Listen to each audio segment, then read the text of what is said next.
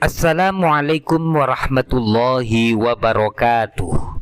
Pernahkah Anda bertanya, mengapa ada orang yang sudah diruqyah berkali-kali, membaca Al-Quran siang dan malam, tetapi gangguan sihirnya justru semakin kuat?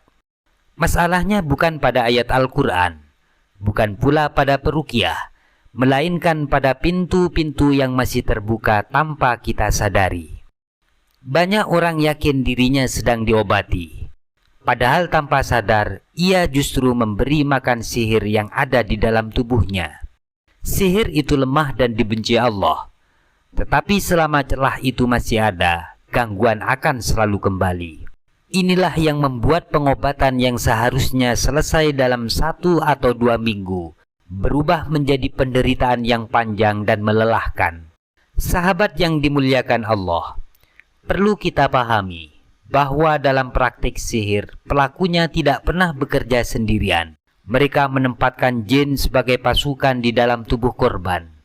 Ketika ruqyah dibacakan, pasukan ini sebenarnya sedang ditekan dan dikepung. Namun selama masih ada pintu yang terbuka, bantuan akan terus datang, baik dalam bentuk energi tambahan maupun penguatan dari luar.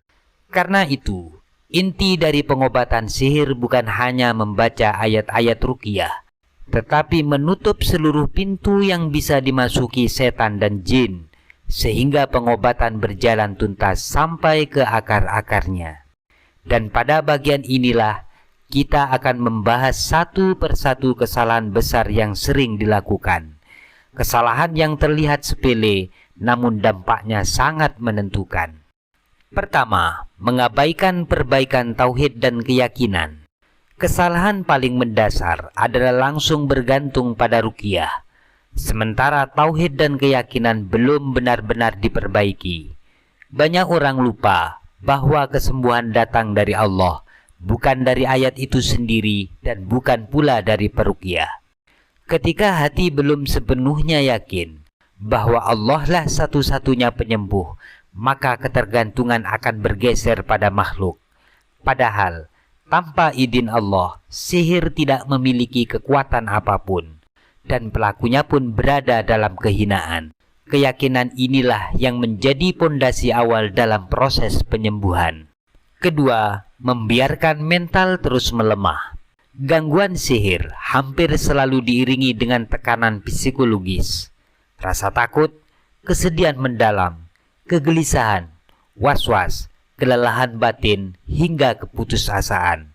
Kondisi ini bukan sekedar efek samping, tetapi target utama dari gangguan. Saat mental melemah, pertahanan diri runtuh.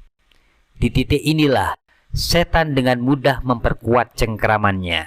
Oleh karena itu, menjaga kestabilan jiwa dan menguatkan mental adalah bagian dari pengobatan itu sendiri. Orang yang tenang, berani, dan yakin kepada Allah sangat sulit dikendalikan oleh gangguan-gangguan sihir. Ketiga, menyimpan dendam dan amarah. Penderitaan yang berkepanjangan sering melahirkan dendam. Ada keinginan untuk membalas, mengembalikan sihir, atau bahkan membinasakan pelakunya.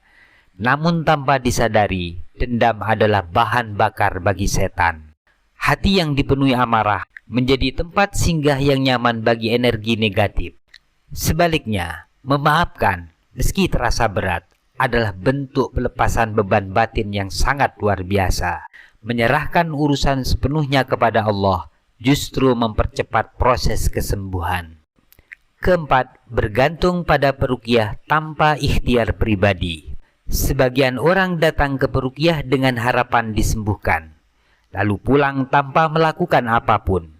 Tidak ada zikir, tidak ada bacaan Al-Quran di rumah, tidak ada perubahan pola ibadah. Padahal, pengobatan sihir menuntut keterlibatan aktif dari orang yang diuji. Doa, zikir, membaca surat Al-Baqarah, menjaga wudhu, dan memperbanyak istighfar adalah bagian dari perlawanan. Tanpa itu, pengobatan akan selalu timpang. Kelima, lemahnya benteng zikir harian. Zikir pagi dan petang, ayat kursi sebelum tidur, serta 3 kul huwallahu ahad, kul a'udzu birabbil falaq, Qul a'udzu birabbin nas, bukan sekedar amalan ringan. Semua itu adalah benteng harian yang mencegah gangguan sebelum ia masuk lebih jauh. Ketika benteng ini ditinggalkan, maka perlindungan melemah. Setan tidak perlu bersusah payah karena pintu sudah terbuka dengan sendirinya. Keenam, menguap tanpa menutup mulut. Dalam kondisi tertentu, orang yang terkena sihir sering merasa mengantuk dan mudah menguap. Jika menguap tanpa menutup mulut, itu bukan perkara sepele. Rasulullah Shallallahu Alaihi Wasallam mengingatkan bahwa setan masuk melalui celah tersebut.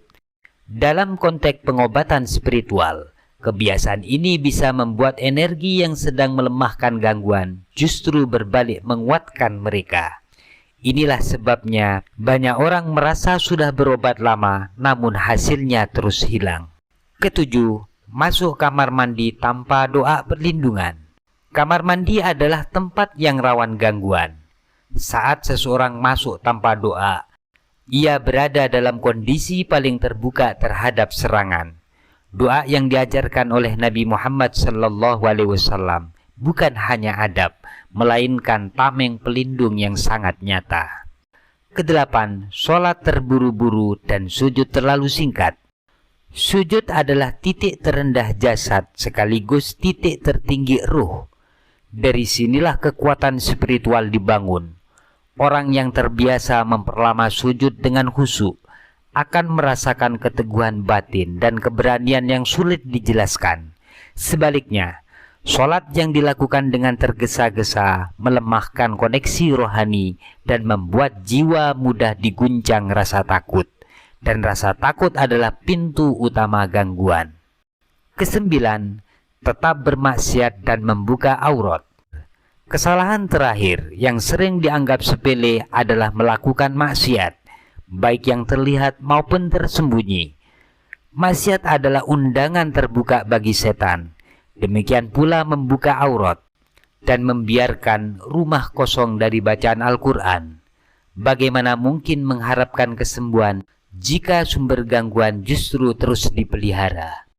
Sahabat yang dirahmati Allah, mengobati sihir bukan sekedar membaca ayat, tetapi perbaikan menyeluruh, iman, jiwa, ibadah, dan perilaku. Ketika semua pintu ditutup rapat dan hati kembali bergantung penuh kepada Allah, maka sihir sekuat apapun akan runtuh dengan sendirinya. Semoga Allah melindungi kita semua, menguatkan jiwa kita, dan menganugerahkan kesembuhan yang sempurna. Amin ya Rabbal Alamin.